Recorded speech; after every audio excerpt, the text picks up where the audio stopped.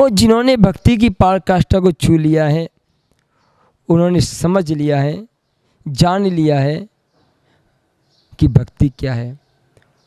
वो माँ ने देखा और माँ की आंखों में आंसू आ गए। पुण्य तो ये देखो कि आज ही मेरे यहाँ पे उत्तम पदार्थ बना था, उत्तम व्यंजन बना था, और आज मेरा पे उत्तम पात्र भी आ गया। लेकिन जैसी माँ ने देखा दौड़ी आती है, हे स्वामी नमोस्तु नमोस्तु नमोस्तु, अत्र अत्र अत्र तिष्ठ तिष्ठ तिष्ठ। हे स्वामी नमोस्तु नमोस्तु नमोस्तु, इधर आ जाइए, आप इधर आ जाइए, इधर आ जाइए, ठहर जाइए ठहर जाइए ठहर, रुकिए रुकिए। क्यों भैया, क्यों रुक जाए? अरे स्वामी जी ठहरिए। ठहर गए, परिक्रमा लगाई।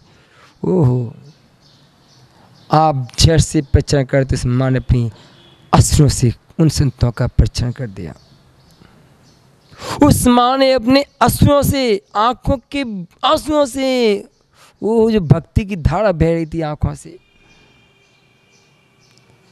आपकी पता किसी बहती पता ही नहीं, उस माँ की आंखों से भक्ति की धारा बहने लगी। और ऐसी भक्ति धारा बहने लगी कि उस आंखों के आंसू संत के चरणों पर गिरने लगे। वो प्रचार, माँ संत को अपने घर ले जाती है, उच्चासन देती हैं, पूजा करती हैं, पाद प्रचारण करती हैं, नमस्कार करती है। और क्या बनाया था? आप कितना बनाते हो? रसगुल्ला, इमरती, ये भी लो वो भी लो, ऐसा कर लो, ये बना लो वो बना लो। इतनी व्यंजन बनाते हो, इतने व्यंजन बनाती हो कि साधु का पेट देख के भर जाता है, खाने की इच्छा नहीं होती। तो आपका भोजन बच जाता है। क्या हो जाता है? उस माँ ने क्या बनाया? उसने एक कटोरी खीर बनाई। एक कटोरी खीर बनाई उस माँ ने, और एक कटोरी खीर बनाई, उसमें 3 हिस्से कर दिए। मालूम है 3 हिस्से क्यों? एक बेटे का, एक संत का, एक अपना। संत की नवदा भक्ति पूरी हो गई। मन शुद्धि, वचन शुद्धि, काय शुद्धि, हाथ जो शुद्ध हैं बोल दिया। संत खड़े हो गए, आहार के लिए अंजलि बना ली। और जैसे ही अंजलि बनाई, माँ ने देना प्रारंभ कर दिया। माँ देने लगी और देने लगी, तो देते देते संत का जो हिस्सा था वो कब समाप्त हो गया पता नहीं चला। संत ने फिर अंजलि आगे कर दी। माँ ने विचार किया कि जब मैं सेठानी थी, कितने नौकर चाकर मेरे पास लगे थे, कितने व्यक्ति मेरे पास रहते थे, मैंने कितने संतों की सेवा की, उन संतों की सेवा की, कितने मैंने मिष्ठान खाए। चलो आज मेरे द्वार पे कई वर्षों को एक संत आए हैं, और माँ ने अपना हिस्सा भी संत को दे दिया, और संत ने वो हिस्सा भी ले लिया। तुरंत अंजलि आगे कर दी। अब तो बात ये हुई कि वो तीसरा हिस्सा जो था वो बच्चे का था। तीसरा हिस्सा जो था बच्चे का था। वो माँ बच्चे तरफ देख रही, बच्चा माँ की तरफ देख रहा था। बच्चा बोला, माँ पहले आप महाराज को दे दो, मैं बाद में खा लूँगा। माँ की आंखों फिर आंसू आते कि मैंने बच्चों को कैसी गरीब में पाला हो, कैसे माहौल में पाला हो। एक संस्कार दिए थे, अतिथि देवो भव। अतिथि देव होता है, और देव का कभी भी अनादर नहीं होना चाहिए, देव का कभी अपमान नहीं होना चाहिए। देव का जब भी हो सम्मान करो, आदर करो, क्योंकि देव तो देव ही है। बंधुओं, कहानी आपको ज्ञात है? क्या आज हम अतिथि देव भव पद्धति अपनाते हैं? क्या हमने देखा कि अतिथि देव भव क्या है? हमने अपने बच्चों में संस्कार दिए क्या कि अतिथि देवो भव? आपके यहाँ पे 3-3, 6 अतिथि बैठे हुए हैं, बताइए, कहीं आपके बच्चे, आपके परिवार के लोग अतिथि देवो भव की पद्धति पे चले क्या? हमारा समय नहीं है। समय किसका नहीं है, और समय किसके पास नहीं है, और समय किसके पास है? याद रखना, पुण्य की आवश्यकता है। सम्मुख विराजी हुई है। यहाँ का चमत्कार ही निराला होता है। यहाँ की चमत्कारी बातें अलग होती हैं। यहाँ तो लंगड़ा उड़ा भी चढ़ जाता है क्षण मात्र में। और भक्ति प्रसिद्ध अंदा गावे, रंगड़ा चढ़ जावे, बेहरा सुन सुन करके खुश होवे। प्रभु पदम प्रभु चालीसा। अंधा देखे रंगड़ा चढ़ जावे, बेहरा सुन सुन करके खुश होवे, जिस पे कृपा तुम्हारी होवे। ओहो, जिस पे भगवान की कृपा हो जाती है, जिस पे प्रभु की कृपा हो जाती है, वो अंधा भी देखने लगता है, बहरा भी सुनने लगता है, और तो और रंगड़ा भी चढ़ जाता है। 20 सीढ़ियाँ कैसे चढ़ जाता है? भक्ति के प्रसाद से। तो मैं कह रहा था आपको अकृत पुण्य। वो कहता माँ पहले आप महाराज को दे दो, मैं बाद में खा लूंगा। माँ की आंखों में आंसू आ जाते हैं कि मैंने बच्चे को कैसे मार पाला हो, लेकिन संस्कार दिए थे कि अतिथि होता है वो देव के समान होता है। देव का सम्मान होना चाहिए, देव का अपमान नहीं होना चाहिए। देव का आदर करो, अनादर मत करो। माँ वो बेटी का हिस्सा भी संत को दे देती है। संत हार करके चले जाते हैं। वो तो अपने जंगल चले गए, अपने वन को चले गए, अपने पीछे कमंडल लिए और जंगल को चले गए।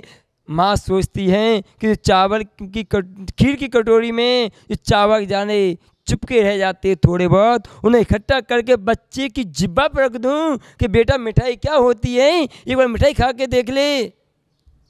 तो जैसी माँ ने कटोरी उठाई, वो कटोरी वैसी की वैसी थी।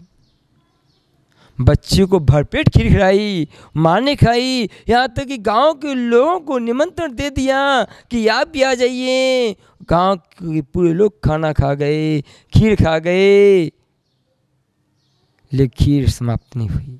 ओहो, पता है क्यों समाप्त नहीं हुई? क्योंकि वो खीर जिन मुनिराज को दी थी वह अक्षीण महारस रिद्धि के धारी मुनिराज थे।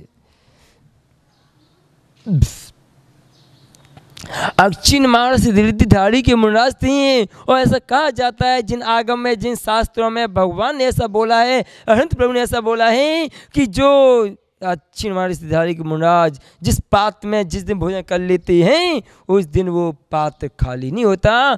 चक्रवर्ती कटक भी अगर पूरा खा जाए तो ये पात्र खाली होने वाला नहीं है। विचार कीजिए हम क्या कर रहे हैं। अक्षय तृतीया, बैसा सुख तृतीया, भगवान आदिनाथ ने नहा लिया, तिथि अच्छे हो गई। सभी तिथि का अच्छे हो जाता है, लेकिन अक्षय तृतीया कभी अच्छे नहीं होता। क्यों? ऐसे परम गुरु महामुनि महायोगीश्वर जब अस्तिनापुर की धरा पर पहुंचे, राजा श्रीनाथ स्वामी ने उनको भक्ति के साथ प्रगान करके इच्छु रस से पारणा कराई। उस दिन बैसाख शुक्ल तृतीया थी, वो तिथि अक्षय तृतीया हो गई। आज सभी उसे मनाते हैं, मनाते नहीं, वो ऐसी तिथि बन गई कि उस तिथि में कोई भी काम कर लीजिए आपका अशुभ नहीं होगा, शुभ ही होगा। कोई मुहूर्त देखने की आवश्यकता नहीं है, स्वयं सिद्ध मुहूर्त बन गई वो तिथि। क्योंकि जहाँ योगी के चरण पर जाते हैं, जिस घर में, जिस तिथि में, जिस नक्षत्र में, जिस बार में और जिस योग में, जिस करण में, वो सब पवित्र पावन हो जाते हैं। उन योगों में, उन नक्षत्र में कुछ भी कर लीजिए, आपको कुछ भी होने वाला नहीं है। आपका मंगल ही मंगल होगा।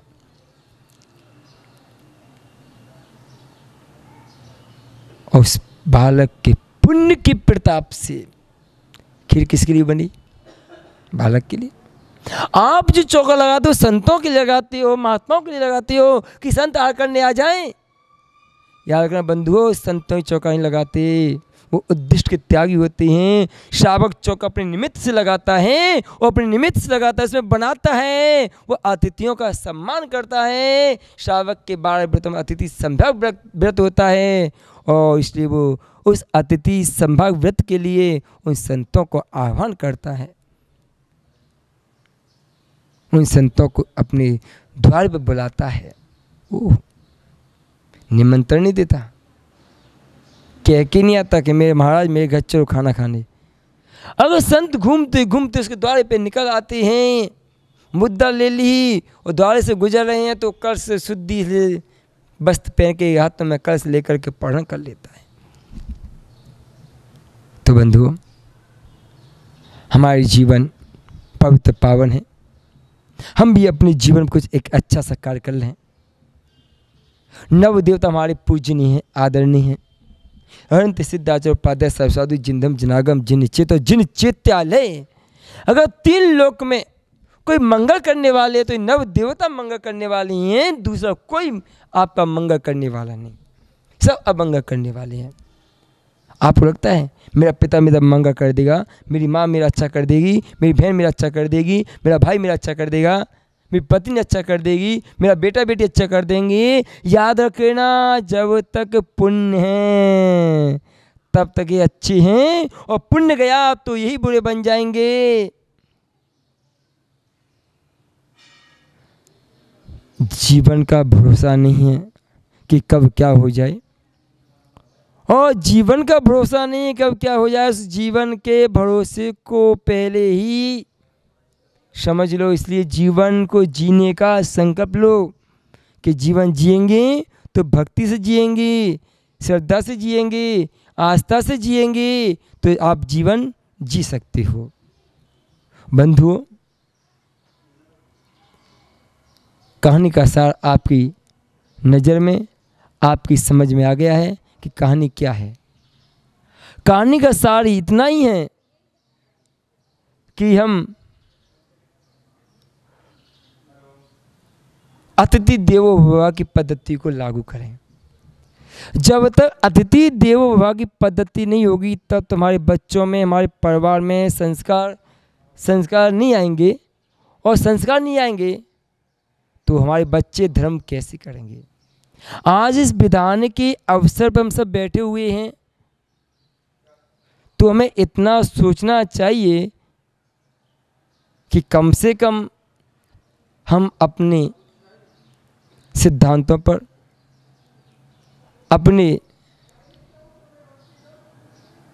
आदर्शों पर, अपने नियमों पर अपने परिवार को चलाएं। हमारा सिद्धांत कहता क्या है?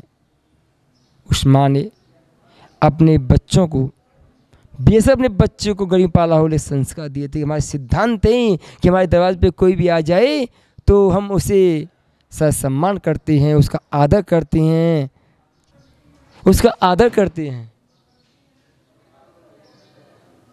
इसलिए बंधुओं, उस अकृत पुण्य का जो पुण्य नहीं था, आज उसका इतना पुण्य आ गया। उसके यहाँ पे अक्षिण महारस रिद्धिधारी के मुनराज उसके घर में आ गए और इतना पुण्य दे गए, इतना पुण्य दे गए कि अगले भव में वो सेठ का बेटा बन गया, धनदत्त नाम का सेठ बन गया।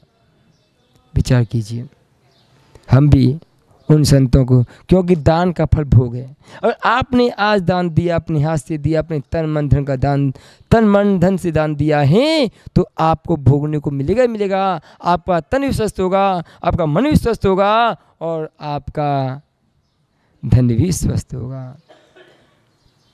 इसलिए हम अपने जीवन में उस पद्धति को, उस अकृत पुण्य के जीवन को देख करके ये याद रखें कि हमारे यहाँ पे अतिथि देवो भव पद्धति होना चाहिए, और हम अपने जीवन में कोई अच्छा करके निकलें जिससे हमारा जीवन मंगलमय हो, और अपने जीवन को हम अच्छा बनाएं। देखने को तो बहुत नज़रिए होते हैं, हर एक नज़रिए को देखने का नज़ारा होता है। नज़ारा कैसा है वैसा ही नज़रिया बन जाता है। याद रखना, दान दो तो न्याय का, नीति का, अन्याय का दान मत देना, अधर्म का दान मत देना, क्योंकि जो व्यक्ति अधर्म का, अन्याय का दान देते हैं, समझना वो अपने कीचड़ से अपना मुंह धोते हैं। दान करने पाप मत कमाना। जो धन कमा लिया है न्याय नीति से, उस धन को दान कर देना। आपके यहाँ पे कर्मदंड विधान, जितना दोगे उसका दूना आपको, दूना क्या 4 गुना क्या 10 गुना क्या हजारों लाखों गुना आपको धन प्राप्त हो जाएगा। और आपने आज 1000 रुपये दान किए हैं तो याद रखें ना, आपको 10 लाख मिलने में देर नहीं लगेगी। लेकिन करो दिल से, दिल खोल के। हम शादी विवाह कितना खर्च करते हैं, विचार करो। और यहाँ पर विधान हो रहा है, इतना भव्य विधान जो चक्रवर्ती करता है, जो 6 खंड का अधिपति होता है, ऐसे चक्रवर्ती को विधान करने को मिलता है, ऐसे चक्र पूजा करने को मिलती है। आज आप चक्रवर्ती बन करके यहाँ बैठे हुए हैं तो याद रख लेना, ये आपका पुण्य है कि आज आपको चक्रवर्ती बनने का शुभ अवसर प्राप्त हुआ।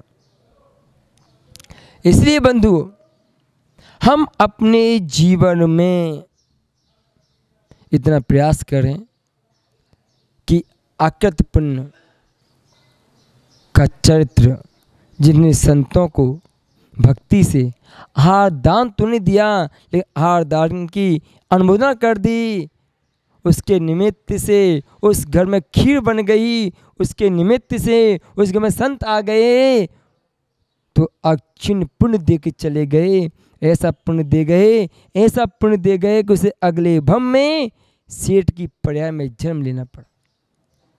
आज आप इतने पैसे वाले लोग हो, इतने संपन्न परिवार से हो, तो याद रखें ना, अगर आज आपके मुंह में अगर रोटी का निवाला जा रहा है तो आचा भगवान कुंद कुंद स्वामी कहते हैं कि भव्य जीव, अगर रोटी का निवाला मुंह में जा रहा है तो तूने किसी न किसी भव में, किसी न किसी पर्याय में तूने दिगंबर संत को अपने हाथ से आरदान दिया होगा। उसका परिणाम आज तुझे खाने को मिल रहा है। दुनिया में ऐसे लोग हैं जो दूसरे के झूठे पत्थर खा खा के, चाट चाट के अपना जीवन बिता देते हैं। पूछो उन लोगों से, उन्होंने कभी संतों को आहार दान नहीं दिया, और कुछ देने बैठा तो उसमें विघ्न बाधा डाल दी, तो आज उनको खाने को नहीं मिल रहा है, आज उनको पीने को नहीं मिल रहा है, आज उनको रहने को जगह नहीं मिल रही है। इसलिए याद रखना, जीवन में कभी भी किसी के कार्यों में अंतराय मत डालना, क्योंकि कर्म एक ऐसा अंतराय कर्म है जो ये नहीं देखता कि तूने कब क्यों किस भावना से डाला था। वो तो कहता तूने डाला है ना तो भोग उसको अब। तो हम भी अपने जीवन में उस कर्मों से बचें, किसी की पूजा में, किसी के दान में, किसी के कार्यों में किसी प्रकार का अंतराय का बंद न करें। अगर बंद हो गया तो खाना चाहोगे लेकिन खाने को नहीं मिलेगा। यहाँ तक कि अगर दूसरे का झूठा पत्ता चाटोगे तो वो भी कुत्ता छीन के ले जाता है।